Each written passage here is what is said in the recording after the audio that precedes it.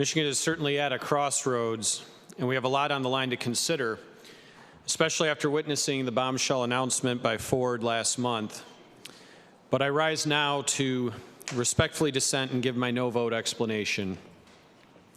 There is disagreement in the family, and that's okay. Members of my caucus have eloquently provided commentary in public to give their praises for these bills, and I appreciate the hard work they put into them. Some of them may speak to support these bills after me, and I respect every single one of them. I just simply disagree with their conclusions. According to an independent voting record analysis of lawmakers stretching back 20 years by the Mackinac Center for Public Policy, I have voted against more than 99% of corporate welfare subsidy programs during my time in the legislature. I don't vote this way because I'm stubborn, although some of you may feel that I am. Rather, it is because if these programs worked, they would have already proven themselves effective by now. Instead, we all bemoan the programs created by generations of legislators that preceded us because it strips resources out of our budgets that we could use to fund priorities in the future. Then we get persuaded by powerful interests and influences in our state to create new programs where we convince ourselves that we are wiser and smarter than the legislators before us and that our incentive programs will work better than their corporate welfare programs did. Here's an example. In 2015, I was a newly elected state representative. I had never held political office before, so I was looking at things with a fresh set of eyes. Shortly after taking office, we began constructing our state budget for the upcoming fiscal year. What I found surprised me. In our projection, we were expecting to collect about $850 million in corporate business taxes. But on the other side of the ledger sheet, we were expecting to pay out about $850 million in business tax credits. At that point, why do we even have a business tax? It certainly isn't efficient to take money from all the various businesses that pay into the system, run it through the Department of Treasury, over to the Department of Labor and Economic Opportunity, then to the Michigan Economic Development Corporation, into the Michigan Strategic Fund, and finally paid out to the select few privileged corporations that have enough muscle and legal compliance attorneys to qualify for and obtain the credits. Aside from that, how is it morally fair to collect taxes from the thousands of businesses paying into the state treasury only to pay that same money out to larger businesses or even others that may be in fact a direct competitor to an existing business in our state? But we can't just stand by and do nothing, they say. Other states will step in, they'll poach our talent, they'll take our companies, so we have to engage in this arms race between states now.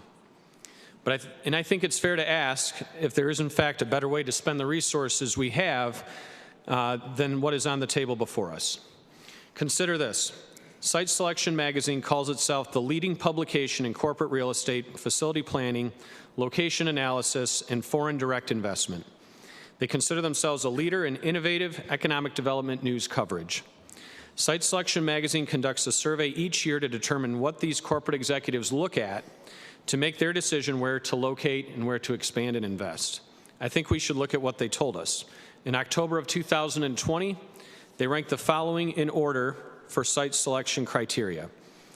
Existing workforce skills was number 1, and workforce development was number 2. Transportation and infrastructure was 3rd, regulatory environment, state and local tax structure, right to work status, utility costs and reliability, quality of life, and number 9 on the list out of 10 was incentives. The top items on this list are all topics we can affect through legislation and policy, yet incentives, which are much lower on the list, receive all of the attention. Incentives are really only necessary to make up deficiencies on items higher on that list of priorities. I mentioned earlier the hundreds of millions paid out in incentive credits that were locked into our state budget, but incentives rank very low on the list of consideration. Imagine instead how much difference in the quality of our infrastructure an additional $850 million per year would make. How many potholes could we fix on our darn roads?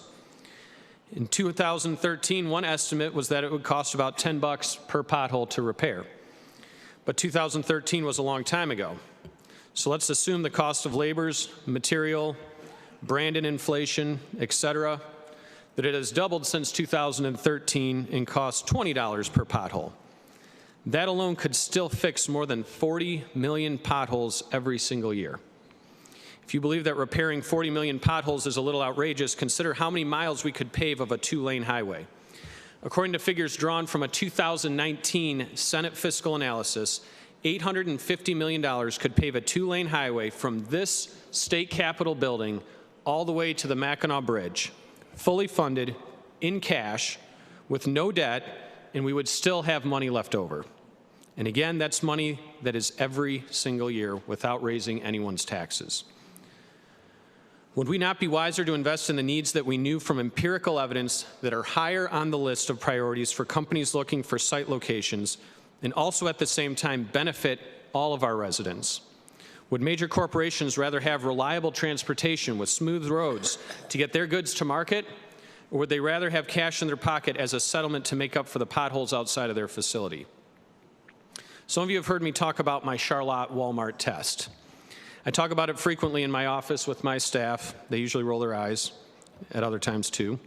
To summarize it bluntly, I just posed the question that if we were to gather a handful of people shopping at the Walmart in Charlotte together, what would they think of this idea? In other words, does it pass the Charlotte Walmart test? Well, just yesterday, my wife contacted me on my way home from work to pick up some essentials we needed at home, and I stopped at the Walmart in Charlotte. While waiting to check out, a couple in line next to me struck up a conversation about politics going on today. I mentioned this package of bills coming before us to gauge their reaction. The husband asked me, "What about my friend who owns a bunch of sandwich shops? Will he qualify for this incentive program?" Of course not.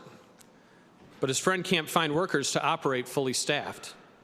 His friend was shut down off and on throughout the pandemic and has struggled to get by.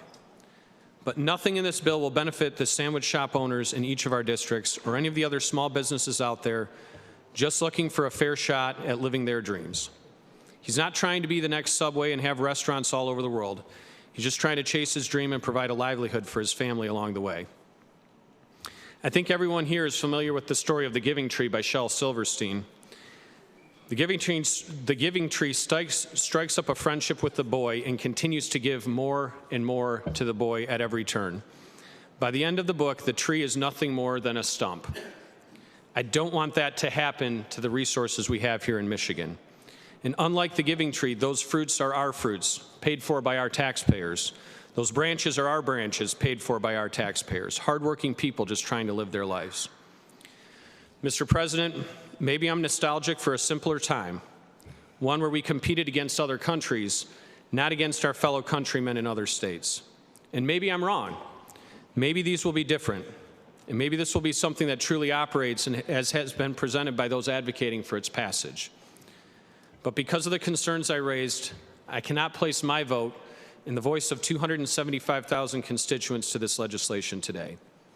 I truly wish those who are looking to invest in our state the warmest of welcomes, and my hope is we can work toward a future of opportunity that applies equally for every employer in Michigan, the large, the medium, and the small. Thank you, Mr. President.